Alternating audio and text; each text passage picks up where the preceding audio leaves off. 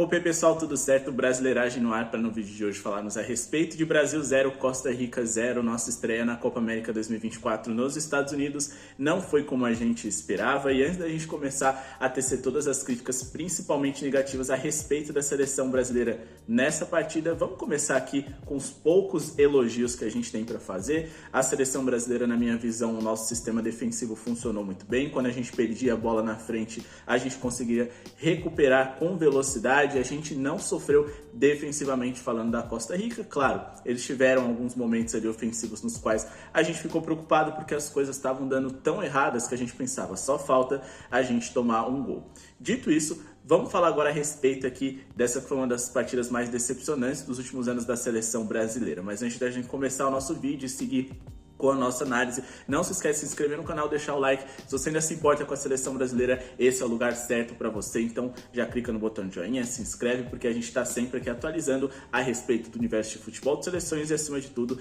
da seleção amarelinha. Beleza? Vou deixar o recado também para vocês, link na descrição da Estrela Bet, para você fazer a sua fezinha a favor ou contra a seleção brasileira, mas em diversos outros campeonatos e esportes também tem bônus e promoções exclusivas para quem fazer o cadastro clicando aqui embaixo. Bom, como eu disse para vocês, não foi o resultado esperado, mas acima de tudo o nosso desempenho também deixou bastante a desejar. A gente teve posse, teve controle, teve um número alto de passes ali e eu até acho que a gente teve um número de finalizações bem considerável, porém tudo parece que aconteceu de acordo com o que a Costa Rica esperava, que era não tomar gol e, acima de tudo, não sofrer chances tão claras assim, porque sequer o Keylor Navas estava debaixo das redes da seleção costarriquenha. A gente entrou sem o Endrick, o que foi mais uma vez uma notícia ruim para aqueles torcedores que querem ver esse que é o possível futuro de fato da nossa seleção brasileira dentro de campo, jogando 90 minutos, mas mais uma vez o Dorival começou com um esquema de falso 9, revezando ali, né, entre o Rodrigo e o Vinícius Júnior, atuando naquela posição.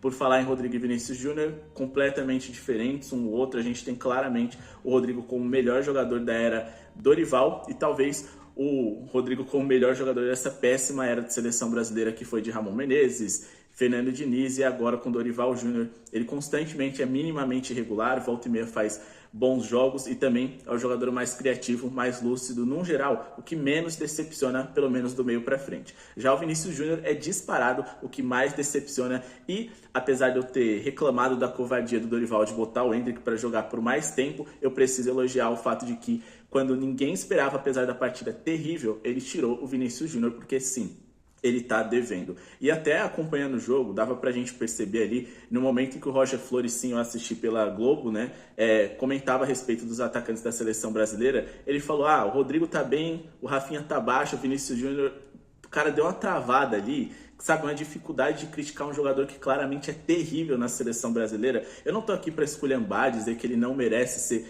o novo Neymar da seleção brasileira, mas até aqui ele não fez por merecer. O Vinícius Júnior, tirando na Copa do Mundo, que eu acho que até fez bons jogos, mas ainda assim, muito menos do que aquilo que a galera lembra, volta e meia acaba falando, ele é pior do que o Rafinha na seleção, ele é pior do que o Rodrigo na seleção, ele foi até aqui menos decisivo do que o Endrick na seleção, que não deve ter aí, sei lá, se você for ver, ele não deve ter 3 jogos completos pela seleção brasileira, é simplesmente péssimo o futebol dele.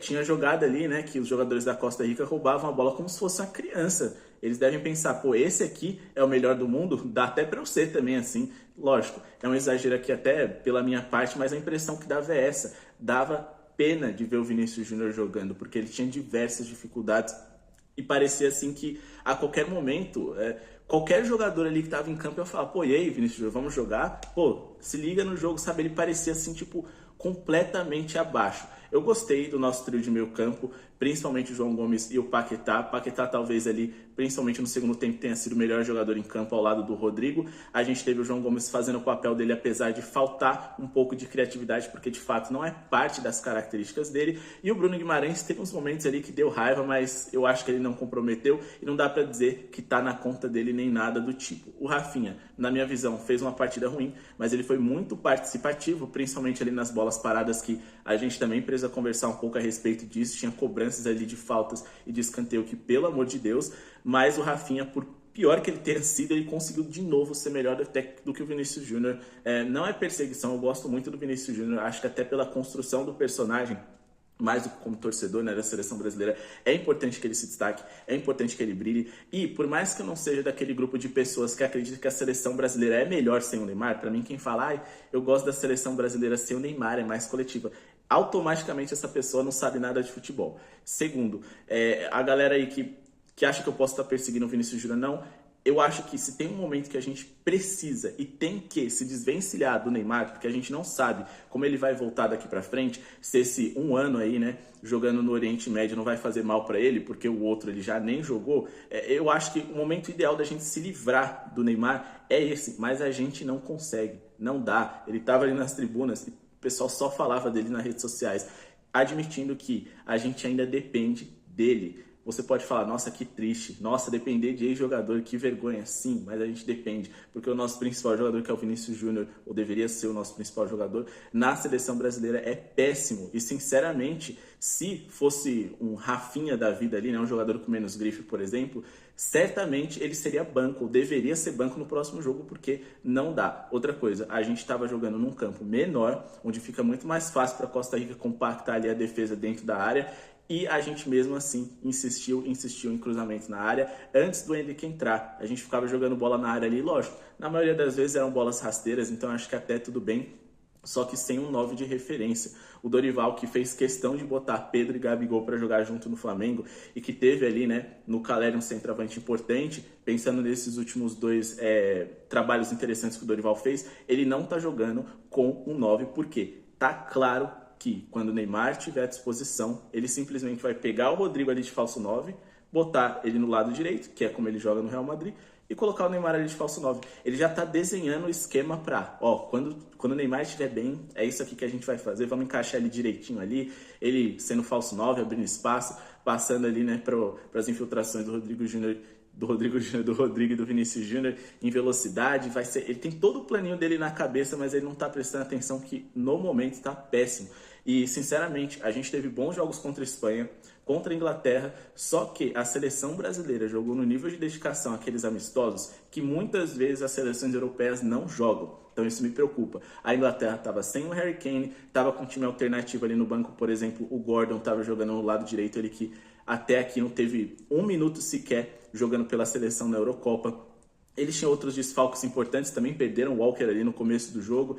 Enfim, me preocupa muito a seleção brasileira do Dorival, porque eu, mesmo sendo São Paulino, mesmo vendo ele ser campeão ali de um título muito importante com o meu time, ele só foi vencer fora de casa lá no final do campeonato, pelo menos falando de campeonato brasileiro. Na Copa do Brasil, a gente pegou o Palmeiras vivendo o pior momento com o Abel, o Flamengo querendo derrubar o São Paulo a todo custo, crise interna, e o Corinthians ali sem o Roger Guedes na volta e com o Luxemburgo terrível no comando. Então, assim, eu tenho esperanças de que o Dorival vai fazer um bom trabalho pela seleção. Esperança é a última que morre, mas eu sempre tive um pé atrás com ele. Talvez dá para dizer que era o melhor nome que tinha ali para ser chamado naquele momento, pode ser, mas só quando a gente fala do mercado do futebol brasileiro, né, de técnicos brasileiros. Nem vamos entrar nesse tema aqui de se a gente precisa de um técnico estrangeiro ou não, mas é fato que a seleção brasileira só não está jogando pior do que 2023, porque pior do que 2023 eu acho que é impossível. Sim, repito, nesse jogo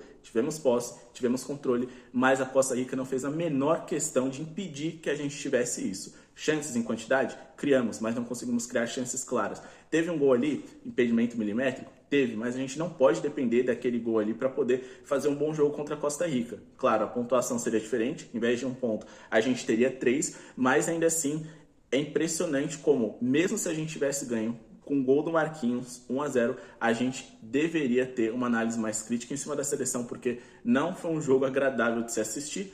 E quando a gente fala de seleção brasileira, né, por exemplo, eu torço pro São Paulo, é um time grande, assim, que ainda assim não encanta tanto, mas tem muita gente que torce para times aqui no Brasil pequenos. A chance deles torcerem por grandes jogadores, por jogadores diferenciados, é quando eles veem a seleção brasileira em campo. Tem muita gente que torce para time de Série B, Série C, Série D, time que nem Série tem. Então, é um momento no qual a galera vai falar, pô, vou ver o Vinícius Júnior, eu vou poder torcer para ele como um time que é meu. E aí tem essa decepção.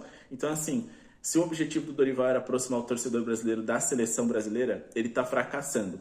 E eu vejo muito no nosso canal como se fosse um paralelo ao Dorival, porque a gente começou no período da era Dorival. A gente também quer aproximar o torcedor da seleção brasileira, mas com resultados negativos e um desempenho péssimo, tudo que a gente consegue fazer é afastar. E quando as nossas principais estrelas, os jogadores que poderiam dar um brilho com uma jogada de efeito ali, fazer a gente sorrir assistindo um jogo de futebol, não conseguem nem dominar a bola ou passar por um lateral ali de nível baixíssimo da seleção costarriquenha, a gente começa a querer largar mesmo. O Vinícius Júnior várias vezes foi dobrado ali do lado, é verdade, mas sinceramente não estava dando. Poderia ser X1, que ele ia ter dificuldades, ele ia tentar 10, ia passar 2. Às vezes essas 2 que ele passasse poderiam até resultar em um gol, mas é uma taxa de erro muito grande. Ele perdeu muitas bolas, foi justamente substituído. O Endrick não teve tempo de fazer nada e ainda assim fez mais do que o Vinícius Júnior. E eu acho que o Dorival errou em manter alguns jogadores por muito tempo ali dentro de campo. O Arana não fez um bom jogo, talvez tenha sido, ou com certeza foi o nosso pior defensor. E o Danilo, que é um jogador que eu sempre defendi, cada vez mais parece que ele fica se escondendo nesse escudo de eu sou um cara que fala bem, hoje eu sou um líder nato, de fato ele é. E também, se vocês estão reclamando de que não é um Cafu, não é um Daniel Alves, não é um Maicon que chega no fundo e cruza, é o meu estilo de jogo. Parece que só um escudo no qual ele está se sustentando há muito tempo, mas que no fim das contas, para mim, não está colando mais, sabe? Hoje que você tem a possibilidade de mandar no jogo e ser mais participativo ofensivamente, porque não vai estourar lá atrás, você vai conseguir recuperar, vai conseguir se defender, ele volta e meia participava do jogo e mais atrapalhava do que ajudava. Então, assim, fico preocupado, eu acho que a nossa seleção passa da primeira fase, mas sinceramente se pegar Colômbia, Uruguai, Argentina, a gente vai passar mal para se classificar. Se classificar vai ser no sufoco e não vai dar com esse futebolzinho para acontecer, caso a gente pegue essa sequência, por exemplo, nessa sequência hipotética, 3 milagres consecutivos. Não vai dar para ser campeão. A única chance da gente vencer jogando esse futebol é se todo mundo for muito pior do que a gente. Bom, pessoal, esse foi o vídeo de hoje. Espero que tenham gostado. Não esqueça de se inscrever no canal. Deixa aqui nos comentários qual a sua sensação a respeito desse jogo. Talvez eu esteja exagerando em muitos pontos, porque eu estava com a expectativa lá em cima, então isso acaba prejudicando, né? Mas eu ainda acho que o Brasil pode mais. O Brasil controlaria o jogo, independente da escalação que fosse. Poderia ser um sub-17 da seleção brasileira, porque a Costa Rica simplesmente deixou. Não tem mérito nenhum nisso. A gente deveria criar e converter. Não fizemos. 0-0 e um péssimo resultado nesse esquema aí, né, de fase de grupos, no qual vencer todos os jogos é praticamente a única maneira que você tem de se classificar, dependendo de si, com enorme tranquilidade. Muito obrigado pela audiência de todos. Mais uma vez, nos vemos nos próximos vídeos aqui do Brasileiragem. Confiram outros vídeos que estão no card aqui para vocês. E também o link na descrição da Estrela Bet para conseguir bônus e promoções exclusivas. Muita gente deve ter perdido hoje dinheiro na odd 1,14, 1,11 da vitória da seleção brasileira, mas faz parte. Acho que a seleção brasileira vai ter um bom resultado no nosso próximo compromisso, que acontece em breve. Obrigado pela audiência de todos mais uma vez e falou!